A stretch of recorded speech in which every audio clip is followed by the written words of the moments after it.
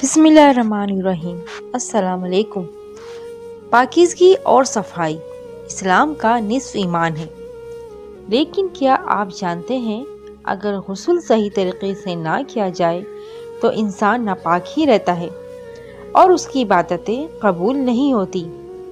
आज की वीडियो में हम न सिर्फ गुस्ल का मुकम्मल सुन्नत तरीक़ा सीखेंगे, बल्कि उन आम गलतियों पर भी बात करेंगे जो अक्सर लोग करते हैं।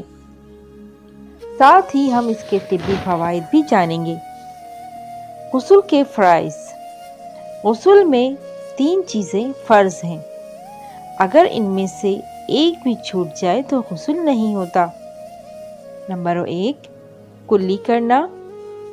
मुंह भरकर इस तरह कुल्ली करना कि पानी हलक तक पहुंच जाए अगर रोज़ा ना हो तो। नंबर 2 है नाक में पानी डालना, नाक की नरम हड्डी तक पानी पहुंचाना। और नंबर 3 है पूरे बदन पर पानी बहाना, सर के बालों से लेकर पाँव के तलवों तक, जिस्म का एक बाल बराबर हिस्सा भी खुश्क ना रहे। गुस्ल का मुकम्मल सुन्नत तरीक़ा। नबी करीम सल्लल्लाहु अलैहि वसल्लम का बताया हुआ बेहतरीन तरीक़ा यह है कि नियत करना, दिल में इरादा करें कि आप पाकी हासिल करने के लिए गुस्ल कर रहे हैं। हाथ धोना। सबसे पहले दोनों हाथों को कलाइयों तक 3 बार धोएं। इस्तिंजा करना। जिस्म पर जहाँ कहीं गंदगी लगी हो उसे साफ करें। वज़ू करना। जिस तरह नमाज के लिए वज़ू किया जाता है वैसे ही वज़ू करें। अगर पाँव के नीचे पानी जमा हो रहा है तो पाँव आखिर में धोएं। सर पर पानी डालना। पहले 3 बार सर पर पानी डालें कि बालों की जड़ों तक पहुंच जाए। पूरा जिस्म धोना। पहले दाएं कंधे पर फिर बाएं कंधे पर पानी बहाएं और फिर पूरे जिस्म पर पानी डालें। जिस्म को हाथों से मलें ताकि कहीं खुश्क ना रह जाए। लोग क्या गलती करते हैं?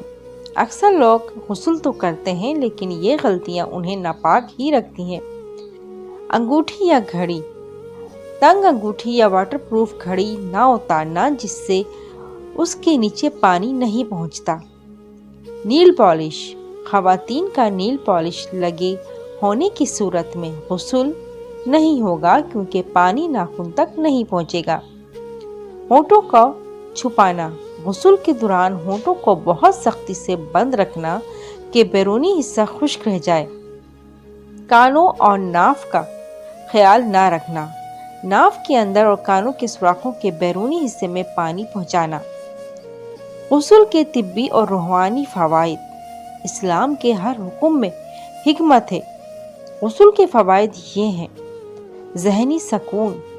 पानी जब जिस्म पर गिरता है तो ये आसाबी निज़ाम को पुरसकून करता है। Blood circulation.